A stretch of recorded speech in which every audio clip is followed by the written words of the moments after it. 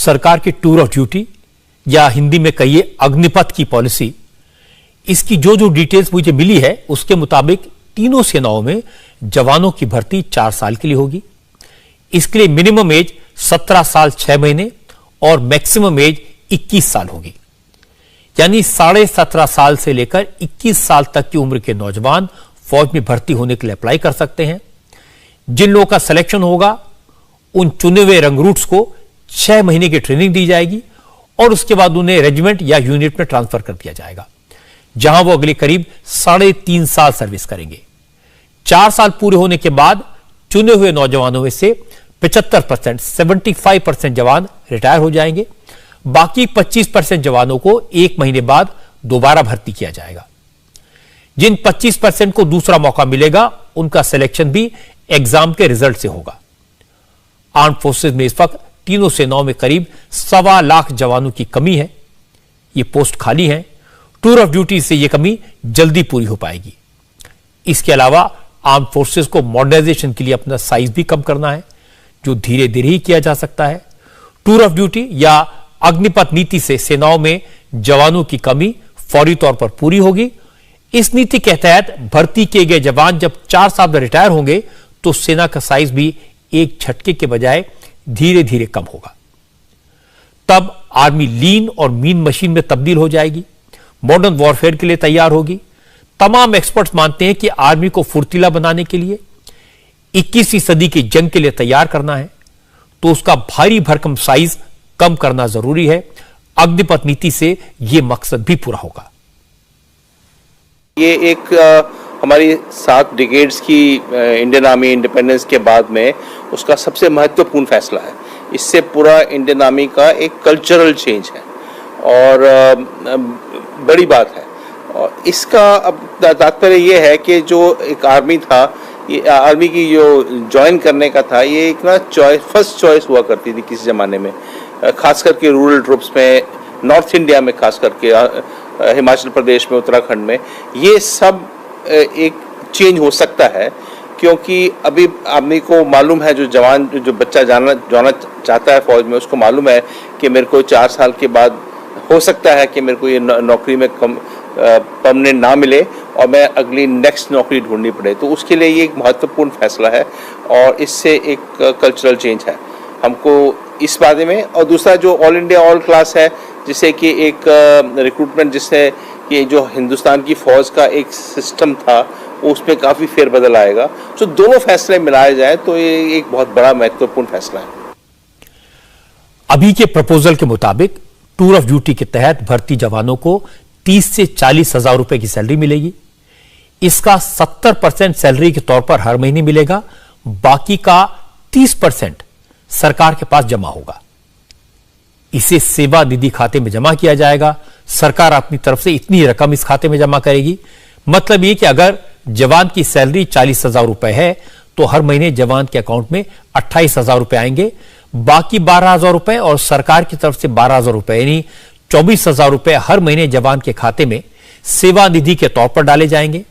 और जब 4 साल की सर्विस के बाद जवान रिटायर होंगे तो उन्हें सेवा निधि में जमा 10 से 12 लाख रुपए मिलेंगे और यह रकम टैक्स फ्री होगी। सेना में नौकरी के दौरान उनका 48 लाख रुपए का बीमा होगा। अगर जवान किसी अभियान के दौरान शहीद हो गए तो यह इंश्योरेंस की रकम उनके परिवार को मिलेगी। डिफेंस एक्सपर्ट्स का मानना है कि सरकार की नई नीति एक क्रांतिकारी फैसला है। इसे आर्मी, नेवी और एयरफोर्स के कैरेक्टर में आमूल परिवर्तन करने में मदद मिलेगी। ब्रिटिश राज के दौरान से जो आर्मी की ट्रेडिशंस चली आ रही हैं, वो ट्रेडिशंस बदलने में मदद मिलेगी। ये कई बार कहा गया है कि इंडियन आर्मी को थोड़ा फ्लैप कम करने की ज़रूरत है और इस कारण हो सकता है गवर्नमेंट का एक नेशनल सिक्योरिटी गवर्नमेंट की रिस्पांसिबिलिटी है और आर्मी कितनी होगी, कितने लेवल की होगी, वो एक ऑपरेशनल पैरामीटर्स पे डिपेंड करता है। हमारा चैलेंजेस क्या है और इस पे गवर्नमेंट का डिसीजन है। अगर गवर्नमेंट के विचार में हम 1.2 मिलियन की फौज ज़्यादा है और उसको कम करने की आवश्यकता है 1 मिलियन करने की, तो ये गवर्नमेंट का डिसीजन है और हो सकता है हम उस तरफ बढ़ रहे हो। जो ये रेजिमेंटल कल्चर था उसमें फेरबदल आएगा और मेरे विचार में इसको हम इस हिसाब से एडजस्ट कर सकते हैं कि वो रेजिमेंटल कल्चर भी रहे और ऑल इंडिया ऑल क्लास, ताकि पूरे हिंदुस्तान में बराबर का रिक्रूटमेंट हो सके, वो रिक्रूटेबल मेल पॉपुलेशन में उसका वो भी इस्तेमाल किया जा सके। सो ये चीज पॉसिबल है। डिफेंस मिनिस्ट्री इस पॉलिसी को ड्राफ्ट करने पर 3 साल से काम कर रही थी। Retired chief of army staff MM Naravane ने टूर ऑफ ड्यूटी या अग्निपथ नीति के बारे में 2 साल पहले संकेत दिए थे। उस वक्त general Naravane chief of army staff थे।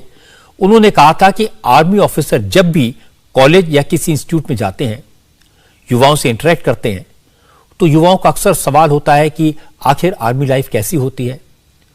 कुछ लोग पूरी जिंदगी सेना में नहीं बिताना चाहते, लेकिन सेना के बारे में जानना चाहते हैं, मातृभूमि की सेवा करना चाहते हैं। इसलिए अब सरकार ने इस तरह की नीति बनाई है ताकि देश के हर नौजवान को जो सेना में जाना चाहता है भर्ती का मौका मिले।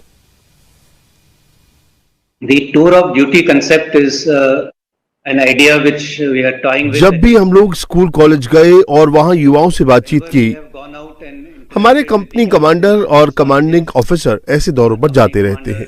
कई बार उस बातचीत के माहौल से ये एहसास हुआ है कि उन युवाओं का एक बड़ा तबका ये जानने को उत्सुक था कि आर्मी की जिंदगी होती कैसी है। हालांकि वो इसे पूरी तरह से अपने करियर के तौर पर अपनाने को तैयार नहीं दिखे, तो हमें टूर ऑफ ड्यूटी का ख्याल आया। ये विचार इसी संवाद से पैदा हुआ कि क्या हम अपने युवाओं को कुछ समय के लिए सेना की जिंदगी का तजुर्बा करने का मौका दे सकते हैं। इसके बाद वो अपने चुने हुए करियर में आगे बढ़ने के लिए आजाद होंगे। और इसी पस मंजर में हम कुछ लोगों को सीमित समय, शायद 3 साल के लिए सेना में भर्ती करने के बारे में सोच रहे हैं। ये सोच रहे हैं कि क्या हम 1000 ऐसे जवानों की भर्ती से शुरुआत कर सकते हैं, उन्हें 6 से 9 महीने की ट्रेनिंग दे सकते हैं। For a period of 3 years, maybe a truncated training period of 6 to 9 months. अब बहुत से लोगों के जहन में यह सवाल उठ सकता है कि 4 साल की सर्विस के बाद जवान क्या करेंगे, उनकी बाकी जिंदगी कैसे गुजरेगी।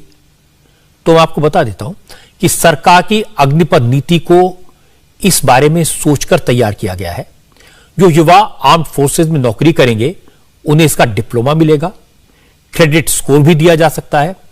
अगर कोई आगे की पढ़ाई करना चाहता है तो आर्मी में सर्विस का ये डिप्लोमा या क्रेडिट स्कोर उसके बहुत काम आएगा।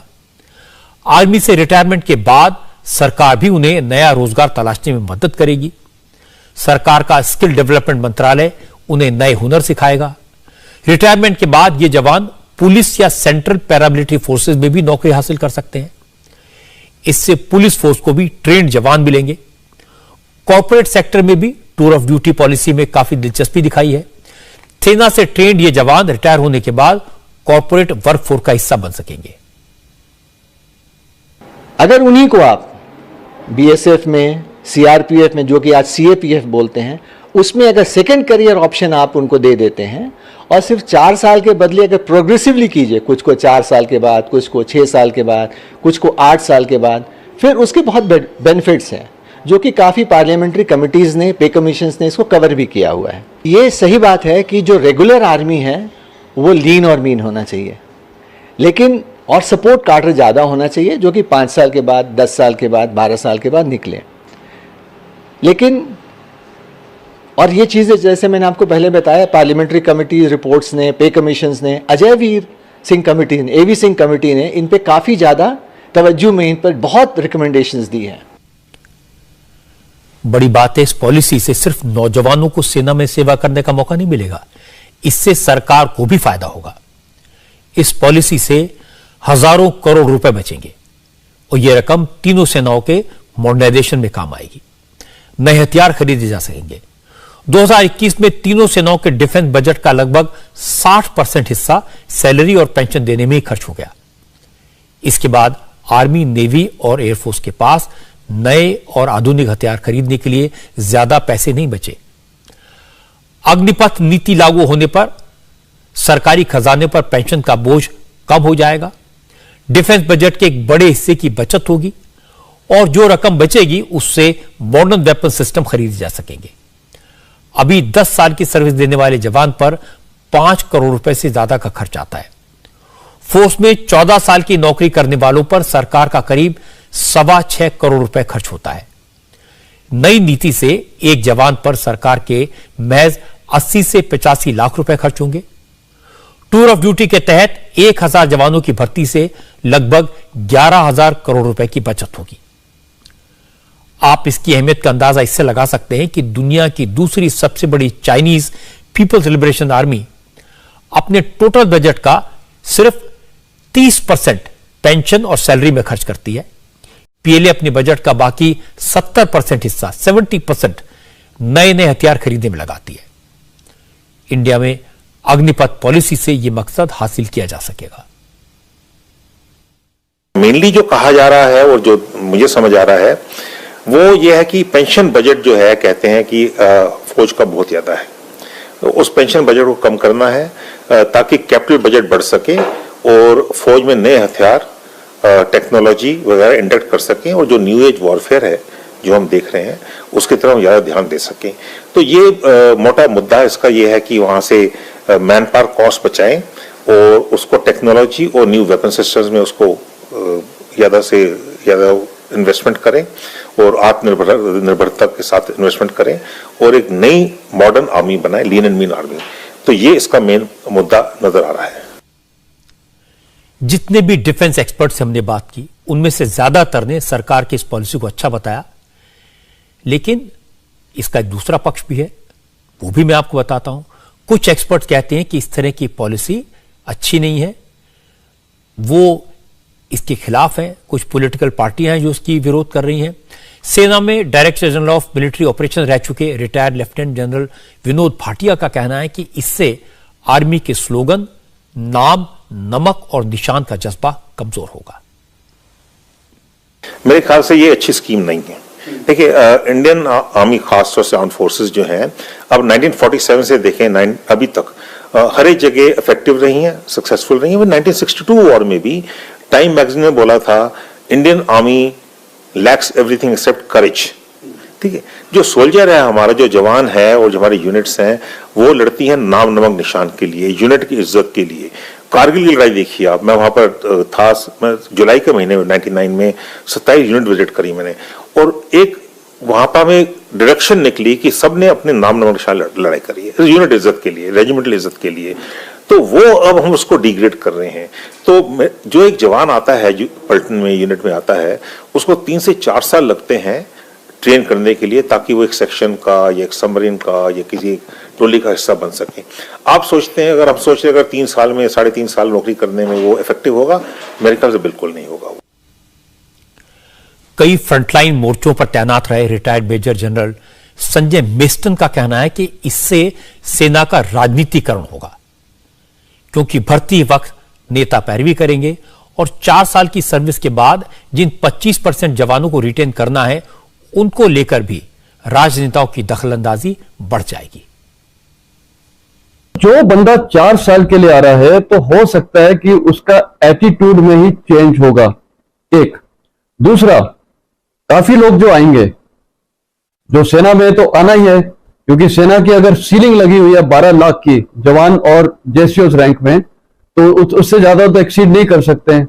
जो वो आएंगे जब उनके 4 साल होगा तो ये फैसला कि किसको निकालना है और कौन रहेगा, ये भी एक बहुत कठिन वाला फैसला होगा, क्योंकि इसमें हो सकता है कि कई बार लोकल एमएलए या जो भी है वो एक वहां प्रेशर डाल सकते हैं, क्योंकि वोट बैंक पॉलिटिक्स भी हो सकती है। तो उन प्रेशर आएगी सेना में, यूनिट में। मान लो कल एक यूनिट महाराष्ट्र में है और वहीं पर उसके जवान महाराष्ट्र के हैं, तो वहां से प्रेशर आएगा इसको नहीं निकालो, तो ये भी एक इश्यू हो सकता है। तीसरा इश्यू, सबसे जरूरी चीज है कि जिसका 4 साल के बाद निकलेगा तो उसका स्टैंडर्ड ऑफ मोटिवेशन क्या रहेगा। तो इससे क्या है कि जो जवान आ रहे हैं उनके आपसी थोड़े तालमेल में थोड़ी कमजोरी हो सकती है, और जो एक रेजिमेंटेशन है, जो एक फौज के बेसिक सिद्धांत हैं, वो शायद थोड़े इफेक्ट हो सकते हैं ऑपरेशनली भी। शुरू में कुछ लोग एम्प्लॉयड हो जाएंगे, लेकिन जैसे उनके 4 साल पूरे हो जाएंगे तो उनको फिर किसी भी दूसरे विभाग में या डिपार्टमेंट में नौकरी मिलना, वो भी एक बड़ा इश्यू रहेगा। जब भी कोई नई योजना बनती है तो देखने के 2 तरीके होते हैं। एक पॉजिटिव, एक नेगेटिव, और मैंने आपको दोनों पॉइंट ऑफ व्यू सुनवाए हैं। हालांकि सरकार ने भी पॉलिसी का ऐलान नहीं किया है। भारत के रक्षा मंत्री इस समय वियतनाम में हैं, वापस लौटेंगे, योजना फाइनल हो गई है, हो सकता है इसे रिव्यू करें, आखिर में रक्षा मंत्री कुछ इसमें बदलाव करें, उसके बाद इस पॉलिसी का ऐलान किया जाएगा। लेकिन मोटे तौर पर मुझे लगता है कि नरेंद्र मोदी का यह आइडिया क्रांतिकारी आइडिया है, रिवॉल्यूशनरी आइडिया है, और यह सही है कि इस तरह की योजना से सेना के बजट का बड़ा हिस्सा बचेगा, पेंशन का बोझ सरकारी खजाने पर कम होगा, जो पैसा बचेगा उससे सरकार को, सेना को आधुनिक और ताकतवर बनाने में मदद मिलेगी। वो आर्मी, नेवी और एयरफोर्स के मॉडर्नाइजेशन पर यह पैसा खर्च कर सकेगी, तो इसमें कोई बुरी बात नहीं है। और दूसरी बात यह कि इस तरह की पॉलिसी से देश के नौजवानों को सेना में सेवा करने का मौका मिलेगा।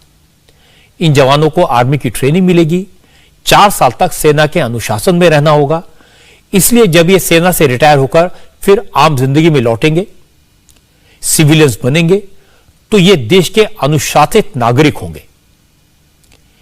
ये सिविल ड्रेस में देश के सिपाही होंगे, रक्षक होंगे, और चूंकि ट्रेंड होंगे इसलिए पुलिस और पैरामिलिट्री फोर्सेस के लिए ट्रेंड लोग आसानी से मिल सकेंगे।